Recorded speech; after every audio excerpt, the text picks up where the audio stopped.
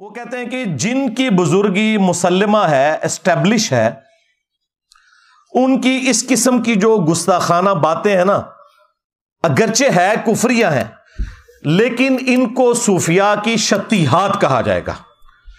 شطحیات کا مطلب ہے بونگیاں، پنجابی میں اس سے بہتر کوئی ترجمہ ہو ہی نہیں سکتا، یعنی کسی شخص کو ہوش نہ ہو کہ وہ کیا بول رہا ہے۔ تو صوفیاء اللہ کی محبت میں اتنے مست ہو جاتے تھے کہ انہیں اپنی ہوش نہیں رہتی تھی، اور اس کی وجہ سے وہ یہ کفریات بک دیتے تھے، اگرچہ یہ بکتے جو کچھ تھے وہ ہوتا کفر تھا۔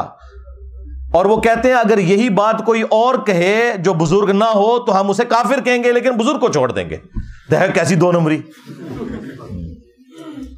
یہ سیم کام پیر میر علی شاہ صاحب نے کیا ہے۔ ہاں، انہوں نے تحقیق الحق جو کتاب لکھی، اس میں انہوں نے جب غلام احمد قادیانی دجال نے یہ اعتراض کیا نا کہ چشتی رسول اللہ لکھا ہوا ہے، انہوں نے کہا کہ ان کی بزرگی تو مانی ہوئی تھی، تم اگر پڑھواؤ گے نا کوئی ایسی بات تو تمہیں ہم کافر کہیں گے۔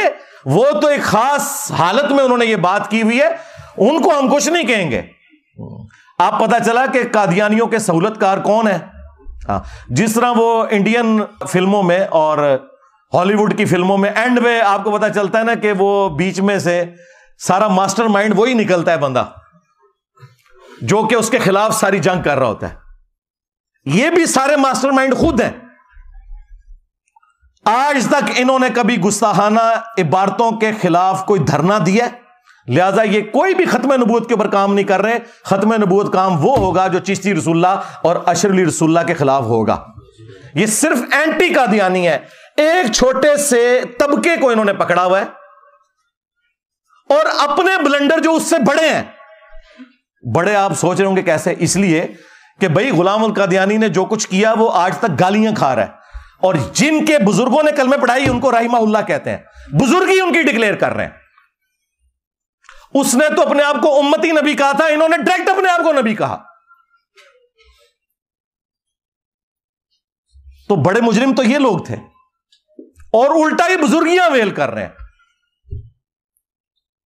تو کہتے ہیں شطحیات، بونگیاں۔ اب یہ جو ان کی بونگیاں ہیں، ان کے لیے وہ کہتے ہیں کہ جی ہم آپ کو دلیل دیں گے قرآن و سنت سے۔ انہیں پتہ ہے کہ ان کی تو بات کوئی نہیں مانی جانی، تو قرآن و سنت سے ہم کوئی دلیل پیش کریں، جو میں کئی ایک ویڈیوز کے اندر ان کے دلائل کا رد کر چکا ہوں۔ سب سے بڑی دلیل یہ دیتے ہیں کہ جی وہ صحیح بخاری کے اندر تعلیقاً ایک روایت موجود ہے مولا علی علیہ السلام کا قول، جس کی پوری سند سنن ابن ماجہ کے اندر موجود ہے، کہ نبی صلی اللہ علیہ وآلہ وسلم نے فرمایا 3 لوگوں سے اللہ تعالیٰ نے قلم اٹھا لیا ہے۔ نمبر 1 جو مجنون ہے، پاگل شخص، نمبر 2 سویا ہوا شخص، اور نمبر 3 جو نابالغ ہے۔ اب آپ سوچ رہے ہوں گے کہ ان تینوں میں ان کے بزرگ کہاں سے آگے؟ وہ کہتے ہیں وہ جو مجنون ہے نا، یعنی پاگل ہے، ہاں وہی پاگل ہے، اے اللہ دے عشق پاگل ہو جاندے نے۔ تو میں پھر وہ خادم رضوی صاحب علی گل کروں گا، اوے اینو ہلکا نہ جاڑو جڑا پونکدا جے نبی اتے پونکدا جے۔ اے سارے پاگل نبی اتے کیوں پونک کے گئے نے؟ کل تک تو تم ہمیں کہتے تھے با خدا دیوانہ باش، با محمد ہوشیار، اور بڑے فخریہ یہ مناظروں میں کہتے تھے کہ یہ آپ ہمیں بزرگوں کی شتیات نہ دکھائیں، یہ وحدت الوجود کی کیٹیگری میں نا وہ اللہ تعالیٰ کے بارے میں بات آتی ہے، نبی کے بارے میں کرتے ہیں تو ہم ان پہ کفر کا فتویٰ لگاتے۔ تو میں نے تو ساری گستاخیاں نبی کی شان میں نکالنی ہیں تمہارے بابوں کی، اب تم کہاں بھاگ کے جاؤ گے؟ با خدا دیوانہ باش، با محمد ہوشیار۔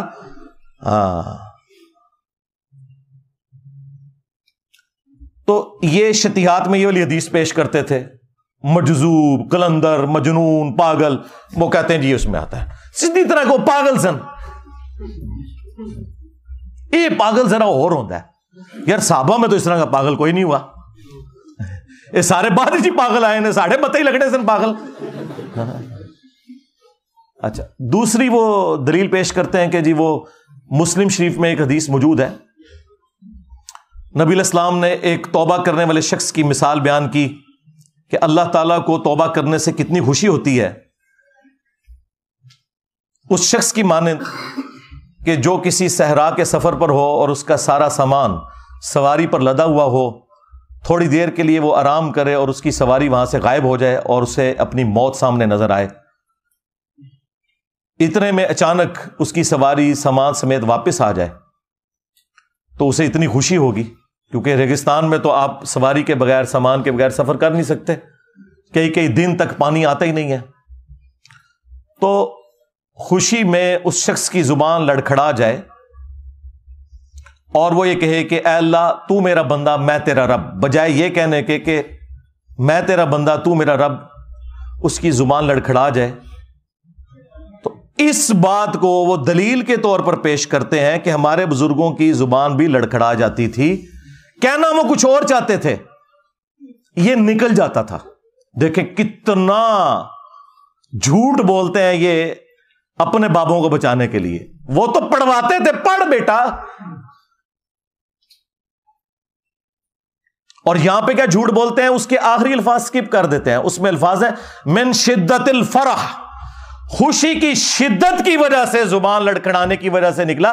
اس نے یہ کہا نہیں ہے، کیا وہ وہی رہا تھا. تو سلپ آف ٹنگ تو کسی سے بھی ہو سکتا ہے، اس سے آپ دلیل پکڑیں گے. اور پھر وہ تو ایک مثال تھی. تمہارے بزرگ جب بھی بولتے ہیں ہمیشہ ہی ان کی زبان لڑکھڑاتی ہے. چلیں جب بعد میں ہوش آتی ہے پھر تو انہیں پتا چل جاتا ہے نا، بعد میں توبہ کر لیں. بعد میں بھی توبہ کو نہیں کرتے. اور تیسری دلیل اس ویڈیو میں انہوں نے پیش کی، انہوں نے کہا کہ وہ دیکھیں قرآن پاک میں ہے کہ موسیٰ علیہ السلام کی جب پہلی ملاقات ہوئی اللہ تعالیٰ سے، جیسا کہ اس کی شان کے لائق ہے، تو درخت کی طرف سے آواز آئی تھی.